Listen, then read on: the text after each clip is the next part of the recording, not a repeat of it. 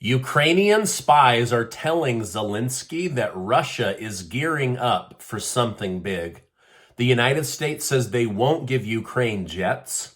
The Trump classified documents scandal just secretly became something totally different, and China calls for the Russia-Ukraine war to end publicly as they announce they will back Russia in the end. Thank you so much for liking and sharing these videos. It really helps me out right here on YouTube. Okay, National Security Advisor Jake Sullivan has responded to Ukraine's repeated demands for F-16 fighter jets. He stated, Ukraine is about to mount a significant counteroffensive. From our perspective, F-16s are not the key capability for that offense. It is the stuff that we are moving rapidly to the front lines now. Sullivan later detailed exactly what he believes Ukraine needs. He stated, as we head into the spring, what Ukraine really needs is armor, infantry fighting vehicles, and yes, tanks. We will provide those.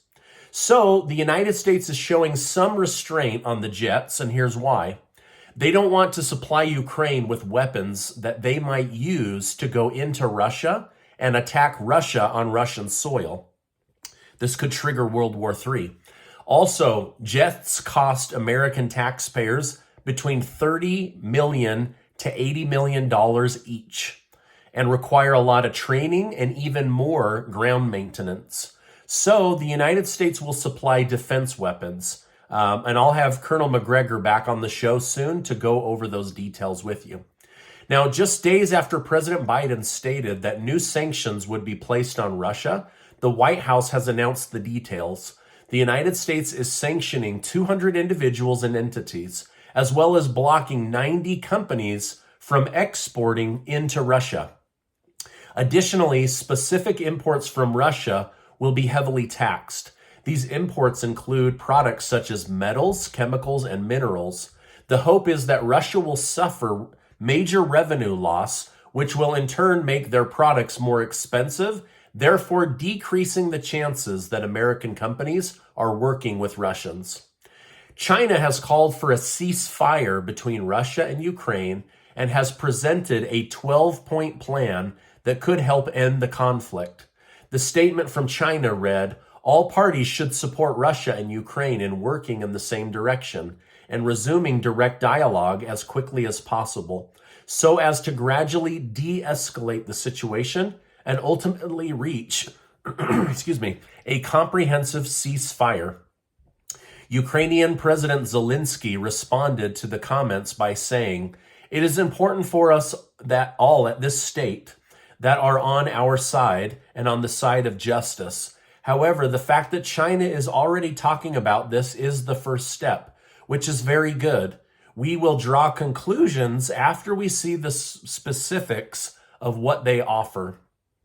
Now, despite China recently backing Russia, they are currently taking a large neutral standpoint on the war issue.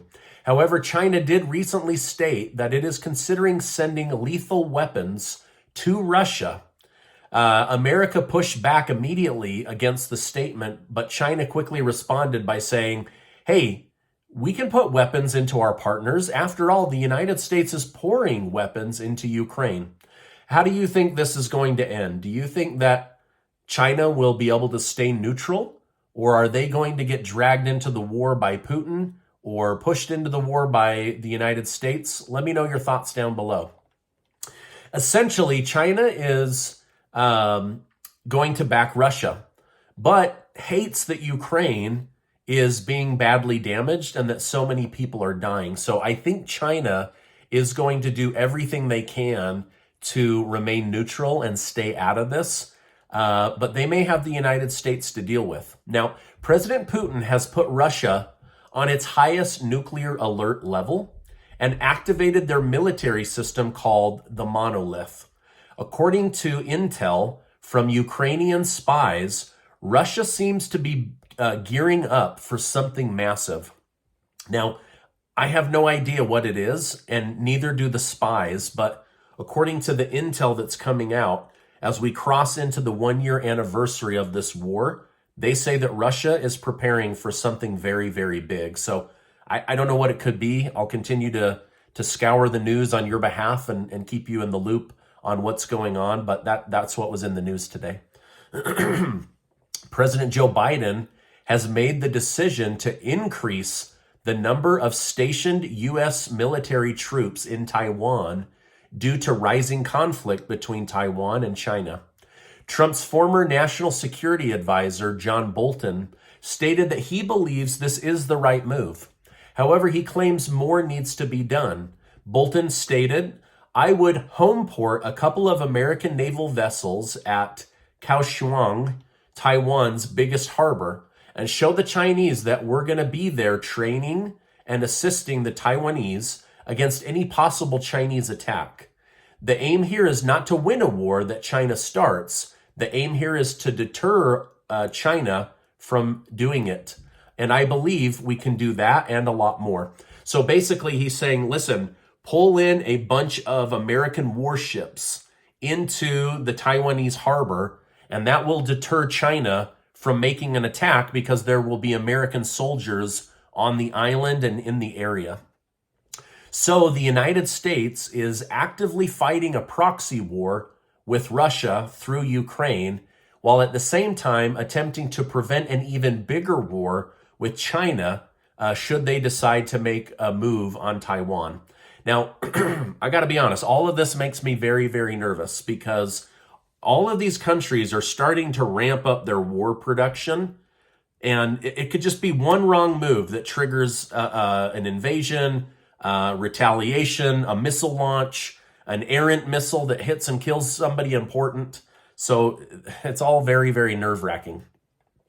The major stock indexes were all red today. Gold and silver were down, as were Bitcoin and Ethereum. So overall, it seems Wall Street had a bit of an economic panic attack as we finished the final Friday of the trading month. Now, this typically happens, so I didn't see really anything major that triggered this other than, that worry about having a recession. But other than that, this is kind of typical for the final Friday of each month. Representative Marjorie Taylor Greene is calling for President Biden to be impeached again. She said Biden didn't go to East Palestine, Ohio on President's Day.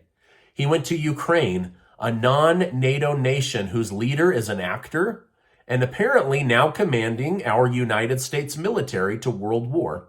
We must impeach this America last fool before it's too late.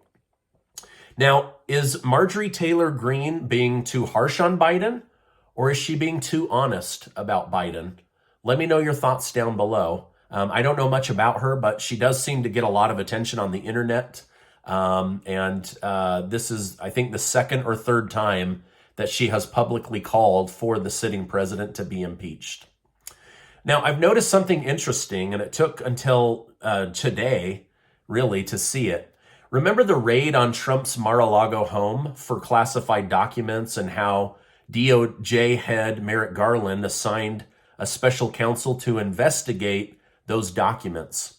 Well, all the articles over the last few days have the gentleman in charge of the Trump investigation sending out lots of subpoenas, but the subpoenas aren't about the classified documents. They all say that they're about questioning about January 6th. So, is this about the classified documents, or is this really the fourth January 6th investigation? Congress did one and could only get the House to impeach Trump, not the Senate.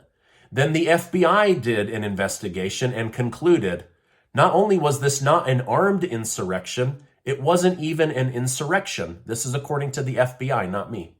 We then had the January 6th committee, which was 9 or 10 months of TV, primetime TV, that, according to analysts, only changed the mind of 2% of Americans.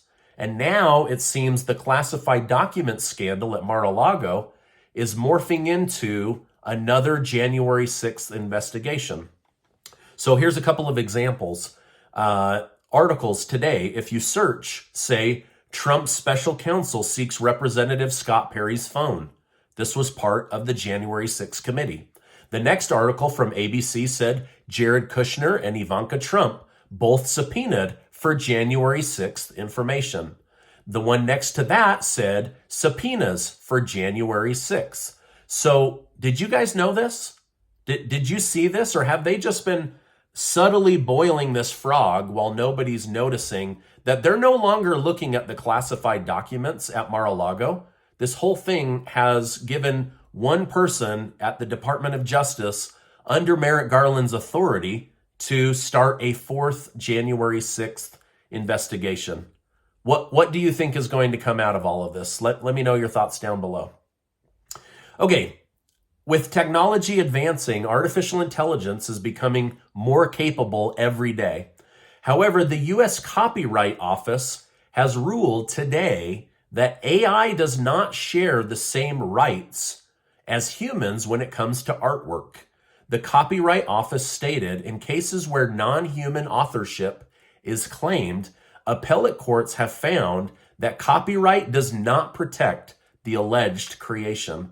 Essentially, this means if AI creates art, it's not owned by anyone, and you can't use the legal system or the court system to claim ownership over a piece of art. Kind of interesting. All right, now before you go, Casey and I are giving away $10,000 in cash. I'll leave a link down below. You can get all the details. Only takes about 10 seconds. Before you go, I want to remind you that you are amazing. Never, never, never forget that.